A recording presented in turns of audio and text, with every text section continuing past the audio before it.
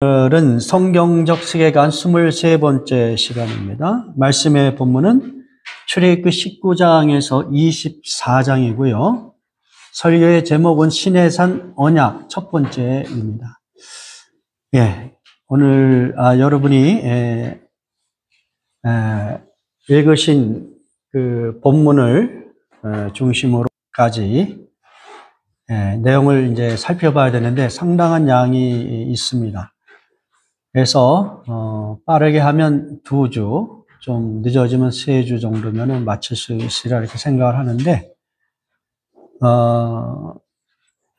이 언약에 관한 것을 우리가 좀 먼저 살펴보기를 원하는데요. 그래서 오늘은 아마도 서론 부분에 해당되는 그 부분만 같이 살펴보고 마무리를 해야 될 것 같습니다. 여러분, 우리가 이제 출애굽기를 같이 배우고 있는데요. 원래 이 모세오경 두 번째 책의 제목은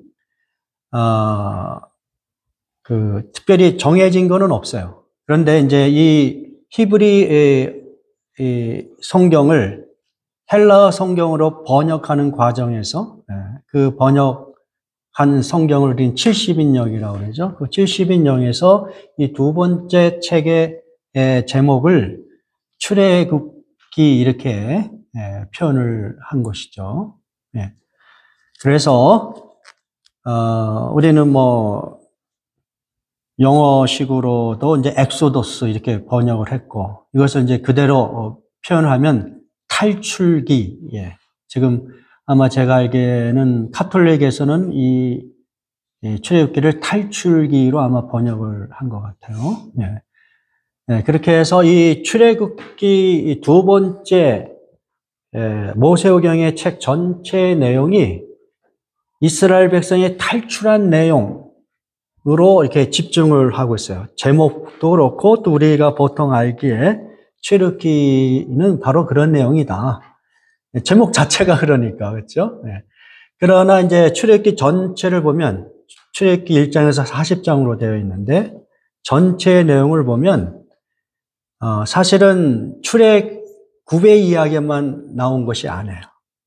오히려 출애굽은 탈출한 것은 애굽의 종살이에서 해방된 것은 하나의 가정이고 진짜 목적은 신의 산에서 이스라엘 백성이 하나님과 언약을 맺는 사건입니다.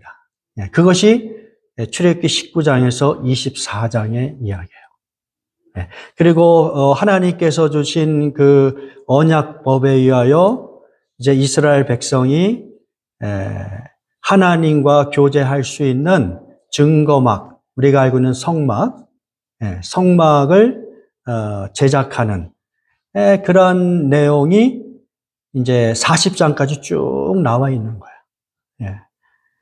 그래서 이 출애굽기는 이스라엘 백성의 탈출에 관한 것만을 이야기하고 있지 않다.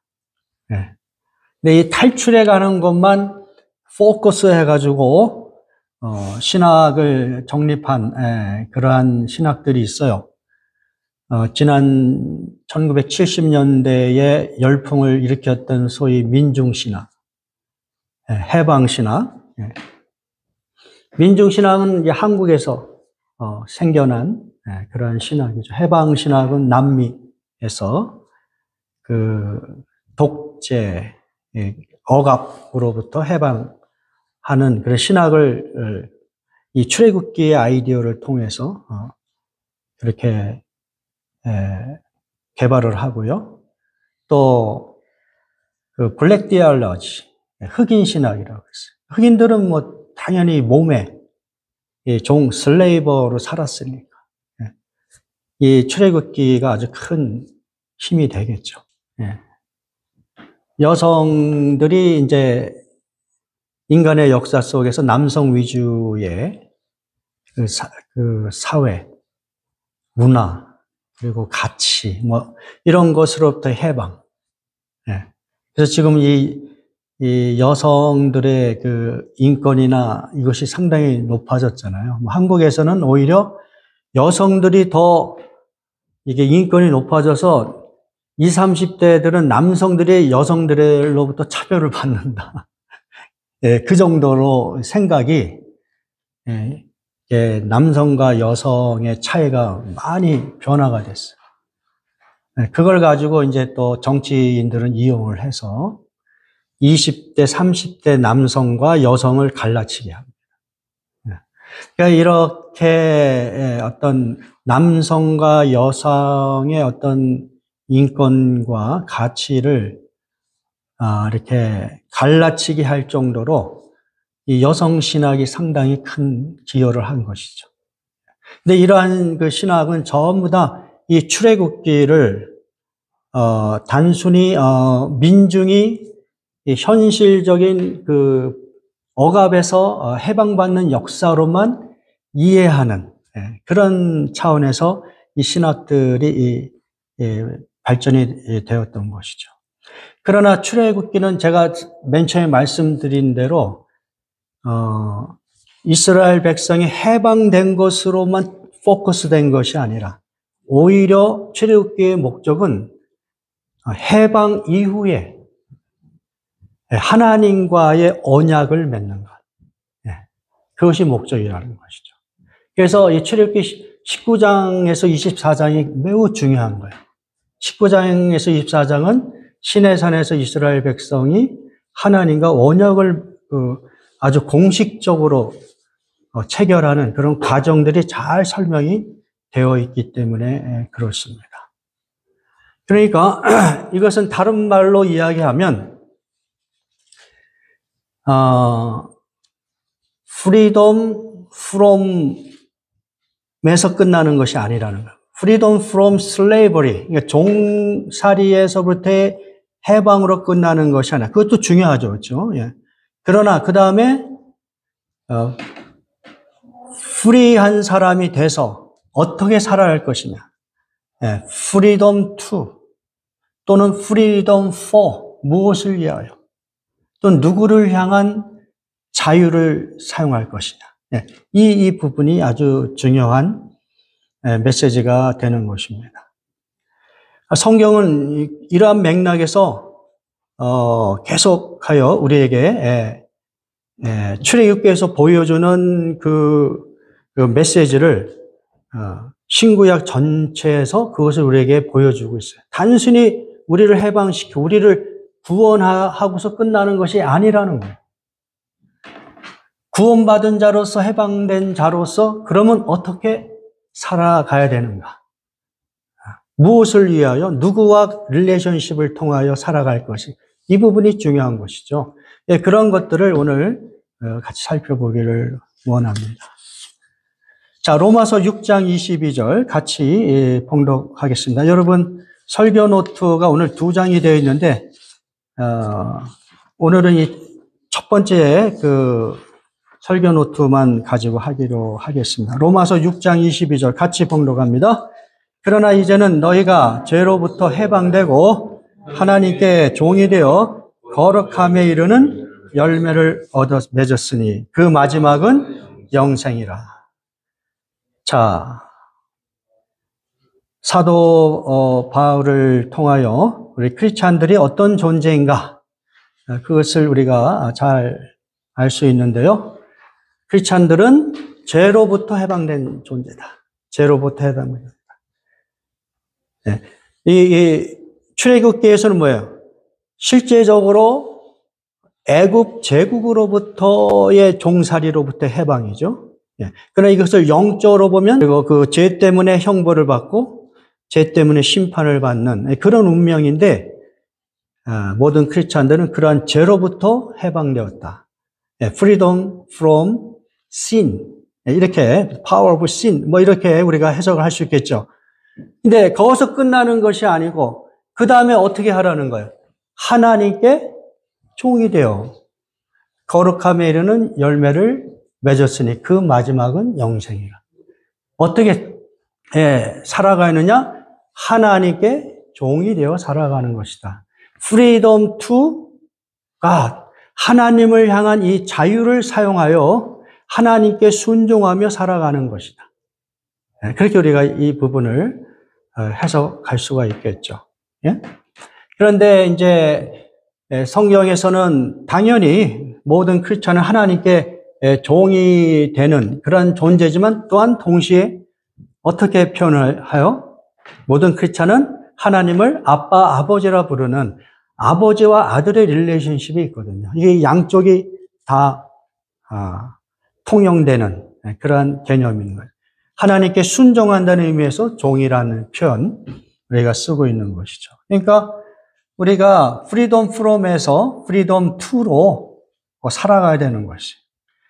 자, 이 부분을 갈라디아에서 또 이렇게 표현하고 있습니다. 갈라디아서 5장 13절 같이 봉독합니다. 형제들아 너희가 자유를 위하여 부르심을 입었으나 그러나 그 자유로 육체의 기회를 삼지 말고 오직 사랑으로 서로 종노릇 하라. 자, 여기서도 어떻게 해요? 너희가 자유를 위하여 부르심을 입었다. 여기서 이 자유는 무엇으로부터의 자유냐면 율법으로부터의 자유예요. 지금 이제 갈라디아서 4장, 5장을 이렇게 같이 연결해서 읽어보면 율법으로부터의 자유를 이야기해요. 아까 그 로마서 6장에서는 죄로부터의 자유.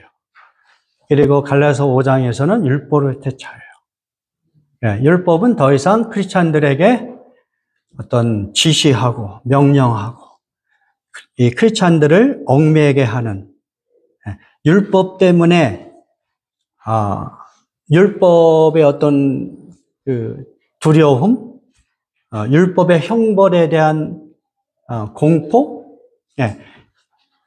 율법이 지적하는 죄책감, 막 이런 것으로부터의 자유. 자, 그러면 그 자유를 또 어떻게 사용하느냐? 그 자유로 어떻게 해요? 육체의 기회를 삼지 말고 오직 뭐예요? 사랑으로 서로 종노릇해라.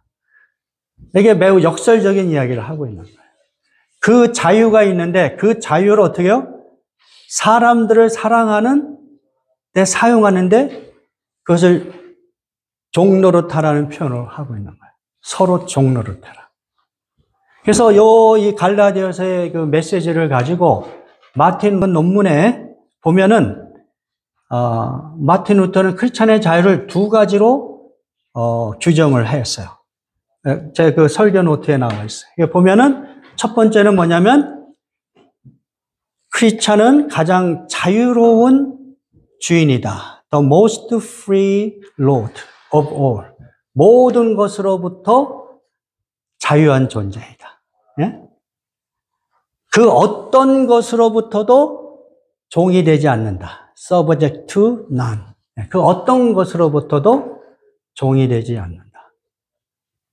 그러니까 우리가 이제 로마서 갈라디아서 살펴본 바에 의하면 크리스찬들은 무엇으로부터의 자유이네요? 죄의 파워와 죄가 지적해주는 형벌과 죄가 주는 어떤 그 두려움, 그리고 율법으로부터의 자유를 획득한 사람들이에요. 그러면 그 자유를 가지고 어떻게 사용할 것이냐? 그 자유를 가지고 그러나 동시에 크리스찬은 가장 충실한 종이며 모든 사람에게 순종한다. 그러니까 무슨 이야기냐면 그 자유를 가지고 하나님과의 관계 속에서 하나님의 메시지를 가지고 그 하나님의 메시지는 뭐냐면 내 자신을 사랑한 것 같이 어떻게 해요? 다른 사람을 사랑하라는 메시지가 있잖아요. 내가 다른 거 다 압축해서 너희에게 새 계명을 준다. 예수님이 말씀하잖아요. 증명하려면 사랑하는 것이다. 그러니까 그 프리덤을 가지고 어떻게 사용할 것이냐? 보이지 않는 하나님을 경배하고 그분과 릴레이션십을 갖는데 이제 보이는 방식으로 하나님의 그 자녀됨을 보여줘야 돼. 그게 뭐냐면 사랑하는 거예요. 누군가를 섬기는 거예요.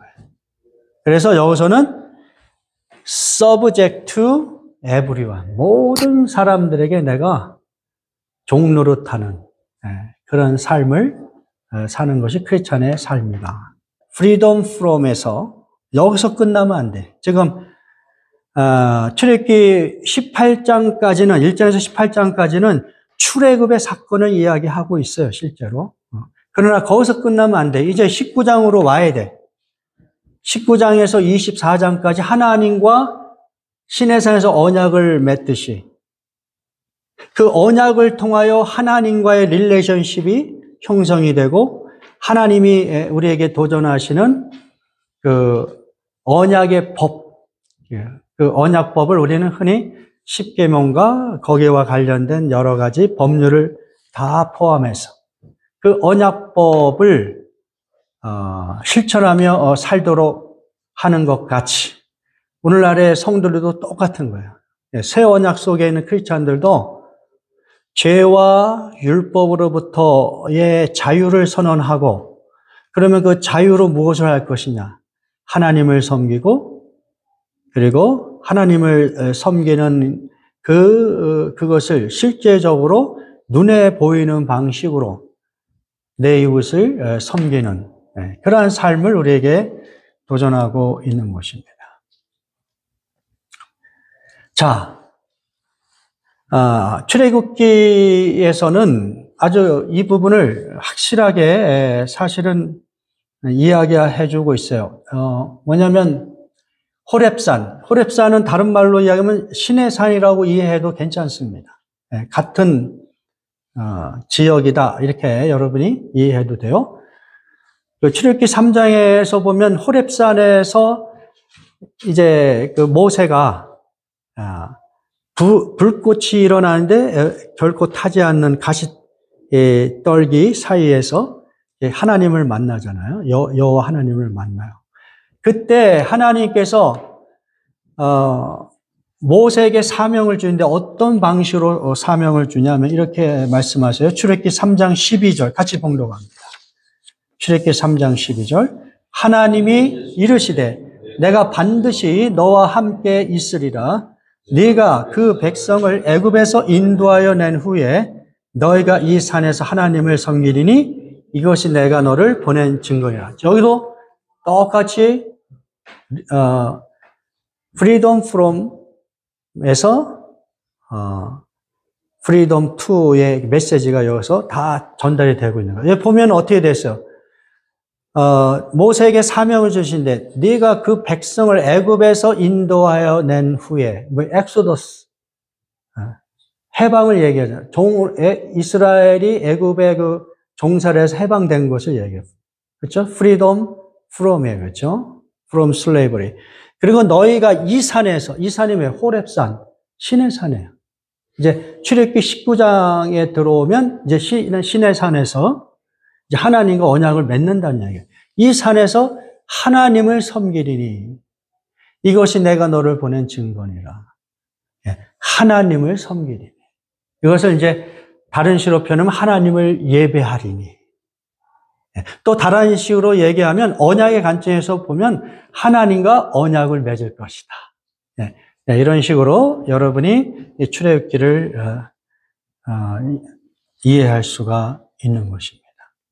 자, 그러면 이제 우리가 새 언약, 그렇죠? 우리가 이제 성경을 구약과 신약이라고 얘기하잖아요.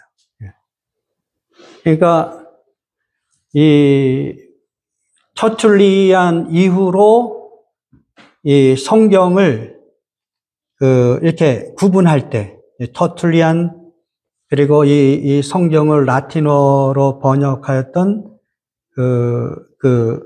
벌게이트 이 성경에서부터 유래로 하는 그 성경을 구약과 신약으로 이렇게 구분해낸 그 역사 속에서 보면 구약이라고 하는 것은 옛 언약이란 말이고 예수 그리스도가 오심으로 우리와 맺은 언약은 새 언약이라는 차원에서 신약 이렇게 구분해서 성경을 이렇게 명칭을 다르게 지었다는 것이죠. 근데 이 옛 언약, 구약에서의 언약은 여러 개의 언약이 이렇게 있지만 그 중에 대표적인 언약이 뭐냐면 신의 산 언약이야. 여러분이 기억하는 여러 가지 언약이 있죠. 창조 명령을 제시하는 그런 언약도 있고요. 예. 그 다음에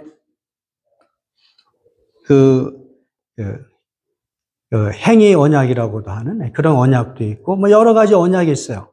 노아와 맺은 언약도 있고요. 그 다음에 아브라함과 맺은 언약. 이 시내산 언약은 아브라함과 맺은 언약의 연장선상에서 이제 우리가 이제 이해를 해야 되는 것이고요. 그리고 또 이제 나중에 우리가 살펴보겠지만은 이스라엘 백성이 이 시내산 언약을 맺자마자 여러분이 알고 있는 이 금송아지 그 우상 사건으로 인한 언약을 그냥 거기서 완전히 파기시켜 버리죠. 그런 것들이 있고요. 그리고 결국 그 1세대 이스라엘 백성이 언약을 지속적으로 파기함을 통해서 하나님께서 그들을 심판하시고, 그리고 이제 모압에서 모세가 가나안에 들어가지 못하는 그 상황에서 이스라엘 제2세대와 함께 언약을 갱신합니다. 그것이 이제 모압 언약이에요. 그 이후로 또 뭐 다윗과 맺은 다윗 언약. 이런 식으로 이 구약에서는 이 언약이 여러 가지 방식으로 우리에게 표현을 하고 있는데, 그래도 이 여러 개의 언약 중에 가장 대표적인 언약이 이 시내산 언약이다. 자, 그러면 언약이라는 것이 무엇이냐? 도대체 이 언약의 목적, 언약의 중심 사상이 무엇이냐? 그것을 여러분이 질문을 하셔야 돼요. 예? 히브리어로는 이제 베리스, 그 다음에 이제 영어로는 카버넌트로 번역되는 언약. 좀 더 현대식으로 좀 이해하려면 나라와 나라 사이의 트리티 또는 어떤 상업 거래나 이런 거에서 일어나는 컨트랙 이런 거 한번 생각해 보세요. 그러니까 언약이라고 하는 것은 뭐냐면 하나님께서 특정한 백성을 선택해가지고 그 백성과 공적인 그 릴레이션십, 공적인 관계를 맺는 것. 근데 이제 그 공적인 관계를 맺을 때 어떻게 하냐면 언약법이라는 걸 가지고 우리가 알고 있는 율법을 가지고 그것을 법으로 제정하는 그런 방식의 그 릴레이션십을 우리가 생각해 볼 수가 있는 것이죠. 그러니까 언약의 중심 내용은 무엇이냐면 여러분이 흔히 율법을 생각하는데 율법이 중심 내용이 아니에요. 율법은 하나님이 정말 하시고자 하는 언약을 유지하고 발전시키고 어떤 그 언약을 깨트렸을 때는 그것을 회복시키기 위한 도구로서 수단으로서 주신 것이 율법이에요. 그것이 언약법이에요. 그러니까 언약 자체를 율법으로 보는 것은 잘못된 거예요. 지금 제가 이제 좀 서치를 하다 보면 많은 부분에서 사람들이 이제 신해성 언약이라든지 언약 부분을 이야기할 때 언약의 내용을 진짜 중심 내용은 이야기하지 않고 어떤 언약을 정말 유지시키는 수단으로서의 율법이 마치 언약의 전체 내용인 것 이렇게 생각하는데 그게 아니에요. 율법은 그냥 수단이에요. 언약의 진짜 목적, 그 내용은 무엇이냐면 하나님과 이스라엘 간의 뭐예요? 릴레이션십이에요. 그것을 공적으로 맺어주는 그런 의식이 언약이에요. 오늘날로 이야기하면 여러분이 예수 그리스도를 믿고 여러분이 하나님과 어떤 릴레이션십이 형성돼요? 하나님을 아빠, 아버지로 부르는 릴레이션십이 형성되잖아요. 그게 새 언약의 내용이에요. 그러니까 이 부분을 여러분이 헷갈리지 않았으면 좋겠어요. 율법과 언약의 그 그 목적, 그 언약의 진짜 그 내용은 무엇이냐? 하나님과 이스라엘 간의 특별한 릴레이션십을 형성하는 것이다. 네? 다른 말로 하면 이스라엘은 이 언약을 통해서 우리가 만난 야훼라는 그 신을 우리의 유일한 하나님으로 섬기겠습니다.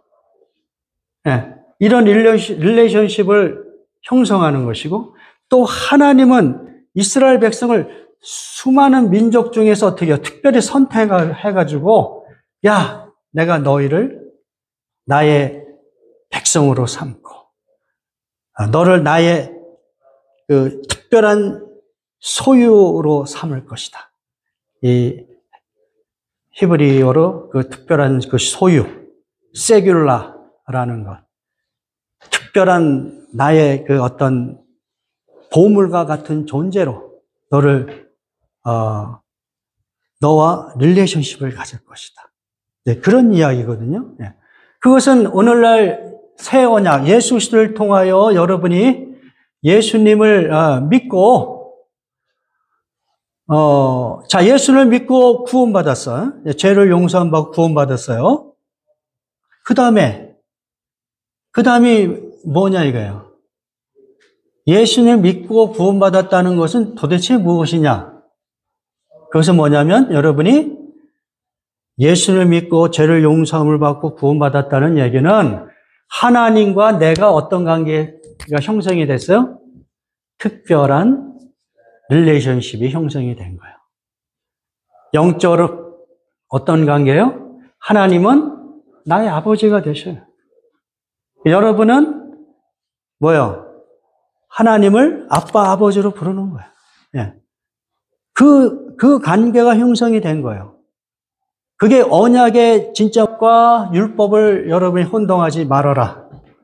율법은 그 언약을, 그 릴레이션십을 개선, 회복, 유지, 발전시키기 위한 수단으로 주신 것이다. 그래서 때가 되면 그 언약은 어떻게 해요? 이제 폐기되고, 마태복음에서는 그것을 폐기란 말을 쓰지 않고 완성 입장에서 보면 그것은 폐기예요. 무효 처리하고, 그리고 어떻게 해요? 릴레이션십을 유지시키고, 그리고 그 하나님과 릴레이션십을 개발하는 그러한 방식이 이제 새 언약의 이야기인 것입니다. 사도 요한은 이 하나님과의 그 특별한 관계를 이렇게 표현을 했어요. 요한일서 1장 3절에서 4절 같이 봉독합니다. 우리가 보고 들은 바를 너희에게도 전함은 너희로 우리와 사귐이 있게 하려 함이니 우리의 사귐은 아버지와 그의 아들 예수 그리스도와 더불어 누림이라. 우리가 이것을 쓰면 우리의 기쁨이 충만하게 하려 함이라. 지금 이제 사도 요한은 그 예수 그리스도, 하나님의 아들 되신 예수 그리스도를 직접 만났잖아요. 그분을 타치했고, 그분을 눈으로 봤고, 같이 향기를 맡으면서 같이 정말 친밀한 교제를 했다는 것이에요. 다시 이야기하면 성육신하신 하나님과 교제했다는 거예요. 그런데 이제 예수님은 십자가에서 죽으시고 부활하시고 승천하셨잖아요. 그 이후에 이제 복음을 듣는 사람들, 그 복음을 듣는 사람들에게 어떤 도전을 하냐면, 야, 우리가 전하는 이 복음을 믿는 너희들에게 우리가 이것을 참으로 원한다.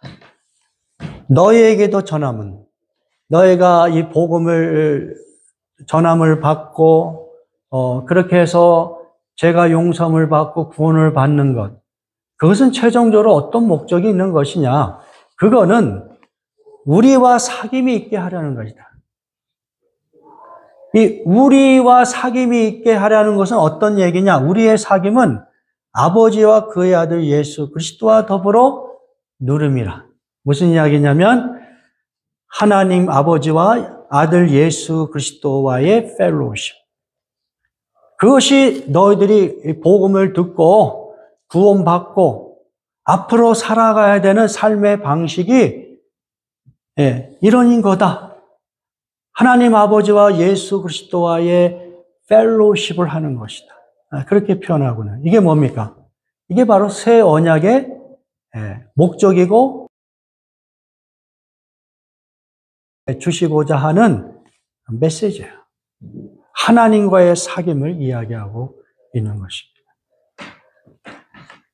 자, 우리가 이것을 쓰면 우리의 기쁨이 충만하게 하렵니다. 이것은 이제 우리의 기쁨이 충만하다라는 것은 단순히 복음을 증거하는 사도 요한의 입장에서만 이야기하는 것이 아니라 복음을 듣는 모든 사람들이 하나님과의 교제를 통하여 무엇을 얻기를 원해요?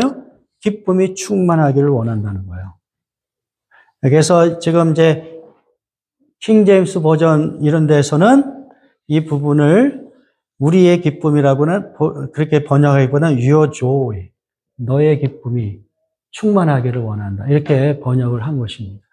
자, 어떻든 하나님과의 교제는 우리의 삶을 어떻게 만들까요? 우리에게 기쁨을 충만하게 하는 거예요. 여러분이 이 땅에 살면서 어렵고 힘들 때 여러분이 하나님과 절망 가운데서도 무너지지 않는 힘을 얻는 것이 기쁨이 충만한다. 하나님과의 교제 속에서 우리가 기대할 수 있는 것. 웃음이 없는 우리의 삶 속에 여러분이 하루를 살아가면서 미소를 띠면서 몇 분이나 보내셨어요? 하루에 몇 번이나 웃었을까 우리가? 몇 번이나 이 마음속에 이 솟아오르는 이 기쁨과 즐거움이 있을까? 자세히 보면 그렇게 많지 않아요. 그렇죠? 근데 이제 하나님과의 교제를 통해서 이 마음 깊은 곳에서 기쁨을 누릴 수 있는 거예요. 그 기쁨을 이 땅에서 여러분이 누리기를 원하면 하나님과의 교제를 여러분이 사모하고 그 교제를 깊이 가지라고 우리에게 이야기하고 있습니다. 자, 디모데전서 2장 4절을 같이 봉독합니다. 시작. 하나님은 모든 사람이 구원을 받으며 진리를 아는 데에 이르기를 원하십니다. 똑같은 거예요. 아까 제가 말씀드린 그 포맷이에요. 모든 사람이 구원을 받으며 이게 뭐예요? freedom from이에요. freedom from. 그렇죠? 그 다음에 자, 구원받은 자로서 어떻게 살아요? 진리를 아는데 이르기를 힘쓰는 거예요. 진리가 누구예요? 우리 아버지 하나님, 아들 예수 그리스도, 성령 하나님. 삼위일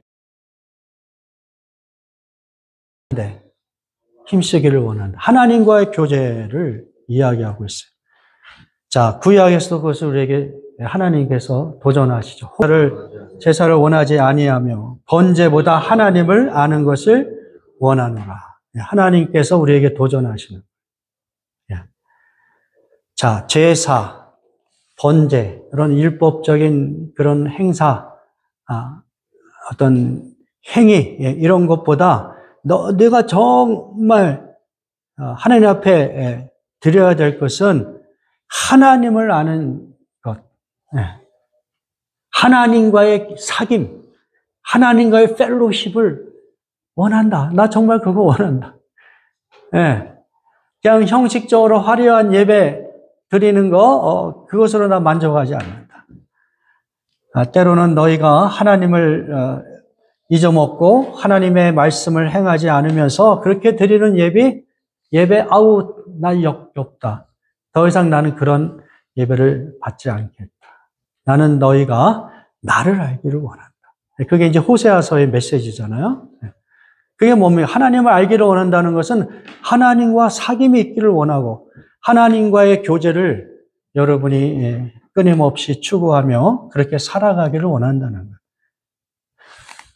구약에서 그 언약을 맺은 목적이 바로 그것이고 신약에서도 예수 그리스도를 통하여 믿음으로 구원받은 자들이 살아가야 될 그 언약의 내용은 바로 이거예요.